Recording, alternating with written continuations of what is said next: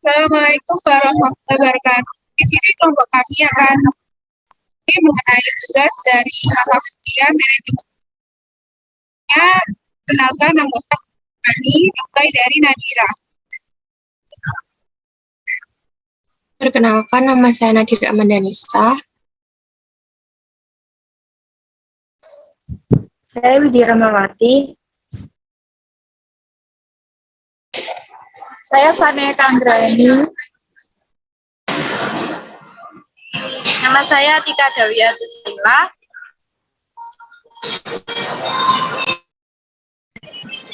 Nama saya Iliana Nafisa Marianto, 01221040. Saya Bapak Sarah Azhar.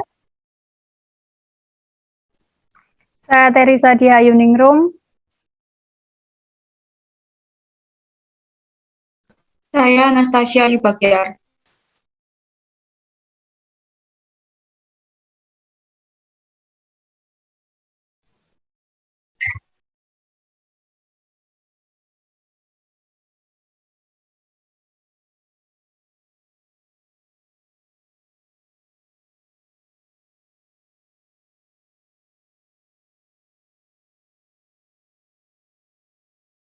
Untuk poin 1 mengenai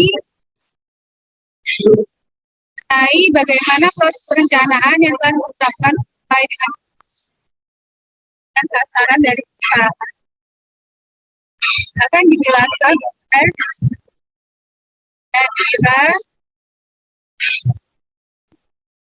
Nadira dan Widya. Selanjutnya dipersilakan.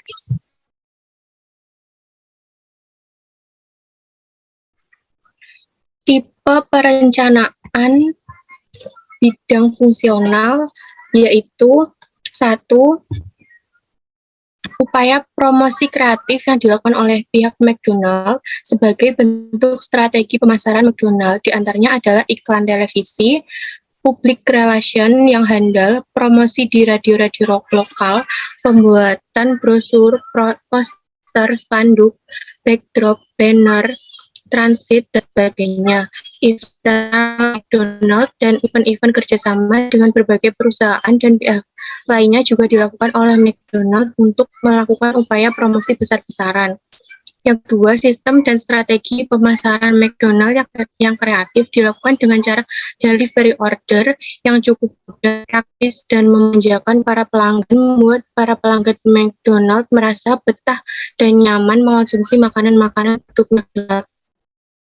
Yang ketiga, yaitu dengan melakukan pelayanan penjualan secara online. Kapanpun, dari manapun, Anda bisa menikmati produk-produk McDonald yang siap diantar ke rumah. Yang terakhir, yaitu peningkatan kualitas produk merupakan strategi pemasaran yang berkelanjutan. Selanjutnya adalah tingkat organisasi. Organisasi yang digunakan oleh McDonald adalah struktur organisasi lini atau garis. Dengan menggunakan tipe organisasi ini, maka perintah dalam perusahaan mengalir dari staff manager turun ke asisten manager, kemudian ke junior manager, kemudian ke train manager, kemudian ke crew leader, dan lini paling bawah adalah crew. Di luar lini ini tersebut juga terdapat staff atau GS dan VIP yang bertanggung jawab penuh pada staff manager. Staff manager selanjutnya bertanggung jawab kepada operation konsultan. Operation konsultan akan bertanggung jawab kepada operation manager, dan operation manager akan bertanggung jawab kepada head office Jakarta. Yang ketiga adalah perencanaan perusahaan, selanjutnya adalah karakteristik. Harus mempertahankan jumlah konsumen. Perusahaan McD senantiasa melakukan beberapa hal terkait dengan produk makanan yang dihasilkan. Di antaranya adalah yang pertama, menambah lebih banyak rasa. Yang kedua, jenis baru dari produk McD, menyediakan makanan yang segar dan cepat saji sehingga menarik minat konsumen. Masih banyak strategi pemasaran McD pada akhirnya diadopsi oleh banyak perusahaan makanan. Strategi pemasaran McD semakin berkualitas dengan didukung oleh upaya yang terus kreatif dalam produksi makanan. sehingga konsumen tidak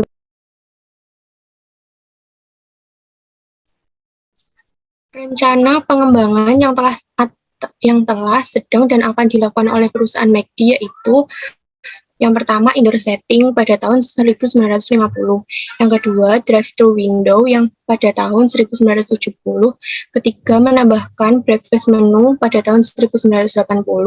Yang keempat, menambahkan play area pada tahun 1990. Yang kelima, redesign bagian dapur. Yang keenam, green self-service pada tahun 2004. Yang ketujuh, 3 separate dining section sampai sekarang, yaitu Slinger Zone dengan kursi yang nyaman dan koneksi Wi-Fi. Yang kedua, Grand and Go Zone dengan counter yang tinggi. Dan yang terakhir yaitu zona fleksibel untuk anak dan keluarga.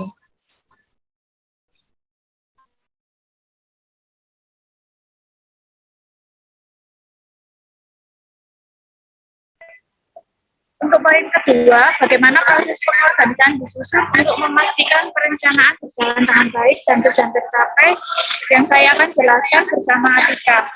Untuk struktur organisasi McDonald adalah struktur yang digunakan adalah organisasi lini atau garis.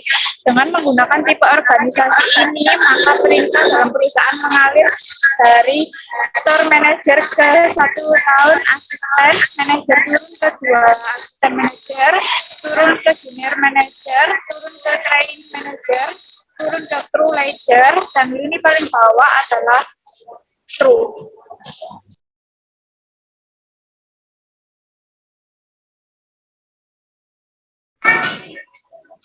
Di luar lini tersebut juga terdapat Star, CS, dan VIP yang bertanggung jawab penuh pada Store Manager. Store Manager selanjutnya bertanggung jawab kepada Operation Consultant. Operation Consultant akan bertanggung jawab kepada Operation Manager, dan Operation Manager akan bertanggung jawab kepada Head Office Jakarta.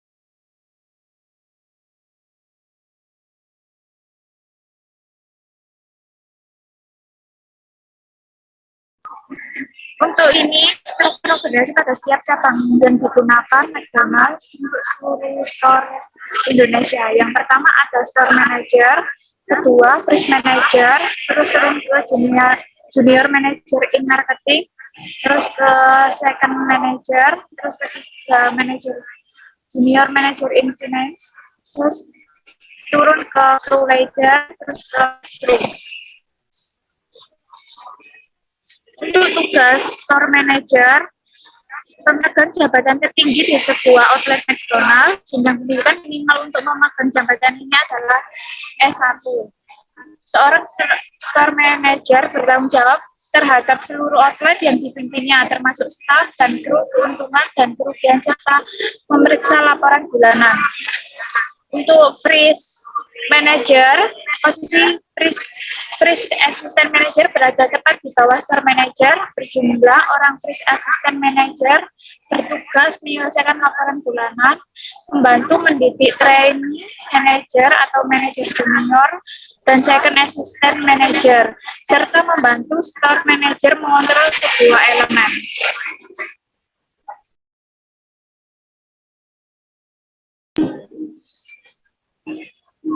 Untuk tugas Second Assistant Manager, yang pertama ada mencapai standar PSV di semua shift tanpa supervisi. Yang kedua ada wawancara dan memilih kru dan melakukan orientasi. Yang ketiga, training kru trainer dan membantu melatih trainee manager dan swing manager. Yang keempat, mendokumentasikan pada file personalia. Yang kelima, memberi input pada penilaian prestasi kerja kru. Yang keenam, menyelesaikan inventory mingguan dan laporan variance atau statistik. Kemudian ada tugas dari junior manager, yaitu yang pertama menggunakan non-relation dasar, komunikasi dan kecakapan follow up, dan memperlakukan kru sebagai customer. Yang kedua ada berbicara dengan pelanggan sesering mungkin untuk mengukur dan meningkatkan kepuasan mereka terhadap pengalamannya di McDonald's. Yang ketiga, mengelola shift opening dan closing dengan pengawasan dari Second Assistant Manager.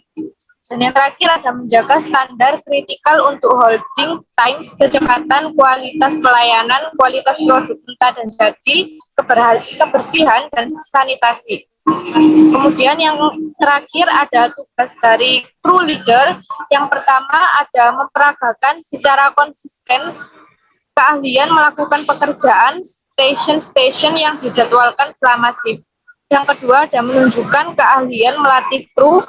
Yang ketiga menyelesaikan training untuk tiap-tiap kru yang ditugaskan dengan mengikuti tiap-tiap langkah sistem training kru dengan pendekatan secara bahu-membahu. Dan yang terakhir menentukan apakah petugas kru telah menyelesaikan training dan siap untuk diuji atau bila diperlukan lebih banyak waktu untuk praktek.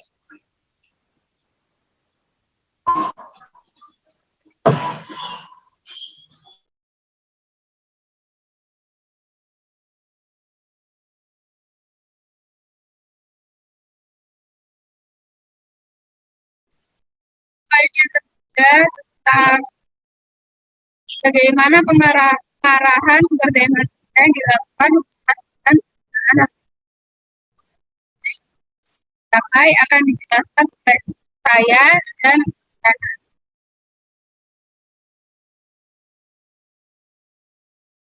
Dalam pelatihan karyawannya, manajemen mendirikan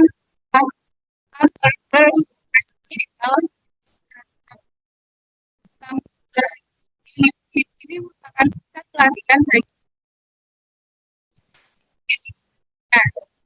dalam program pelatihannya ditetapkan base agar SNI karena untuk mendapatkan yang tepat dalam sistem karyawan.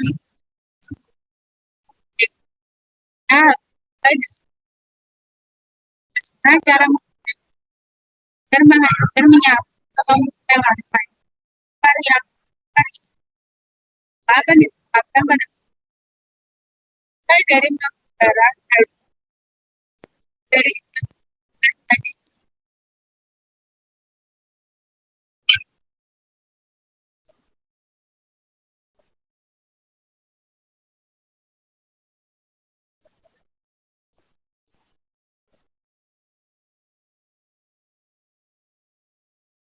bila dinilai baik lagi, maka mulai dipindahkan ke depan, yaitu dengan meja dan peralatan lain. Paling sedikit akan didapatkan dan melayani pelanggan. Yang akan menjadi kalau manajer ya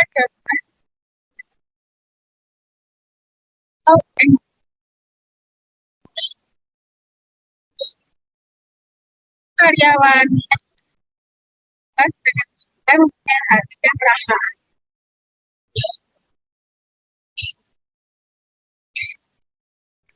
Next.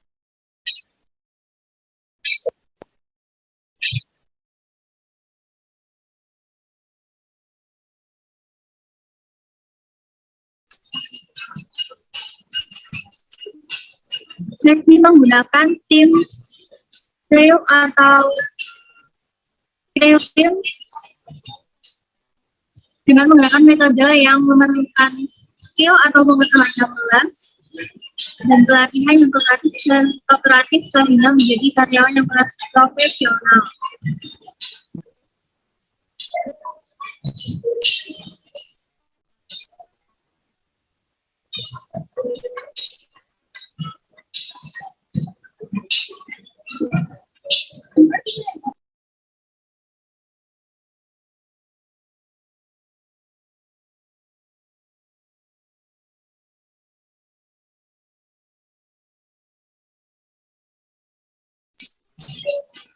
Sehingga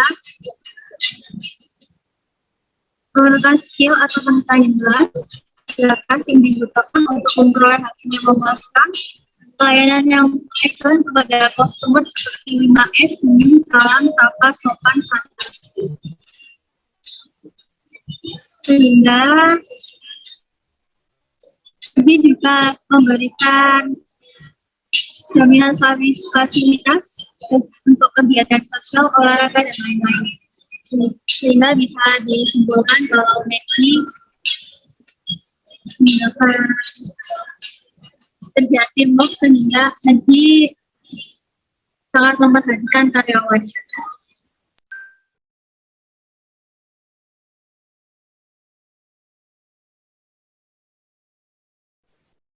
Poin yang kelima, tentang bagaimana pengawasan dilakukan dan memastikan pelaksanaan berjalan dengan baik dan tercapai akan dijalankan oleh Teresa dan Tasya. Caranya dikatakan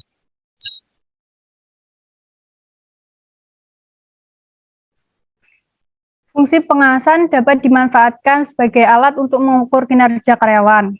Apakah sudah sesuai standar yang telah dibuat? Melalui fungsi pengawasan, evaluasi perbaikan dapat dilaksanakan bila memang dibutuhkan. Berikut ada beberapa kegiatan yang dilaksanakan dalam fungsi pengawasan oleh perusahaan McDonald. Yang pertama, mengklarifikasi dan adanya pemeriksaan atas kesalahan yang terjadi. 2. Mengevaluasi target, apakah sudah sesuai standar indikator yang telah ditetapkan. 3. Memberikan alternatif berupa solusi atas penyimpangan yang ada. Jika terdapat penyimpangan yang dilakukan oleh karyawan, maka karyawan harus menerima konsekuensinya, yaitu hukuman dari perusahaan bahkan sampai dikeluarkan dari pekerjaannya. Adapun cara mengendalikan karyawan seperti kehadiran, kedisiplinan, perilaku kerjasama, dan menjaga situasi lingkungan pekerjaan adalah dengan membuat peraturan untuk dipatuhi dan juga yang melanggar maka akan mendapatkan sanksi.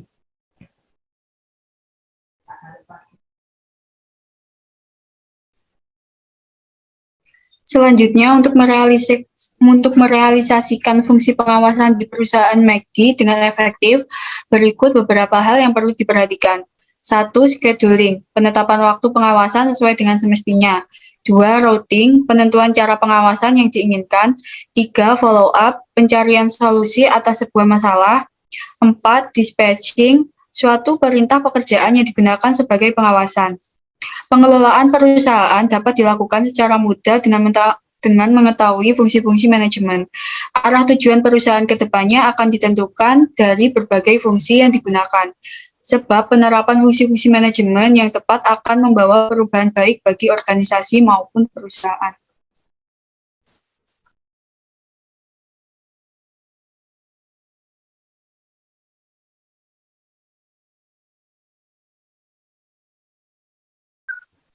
terima kasih.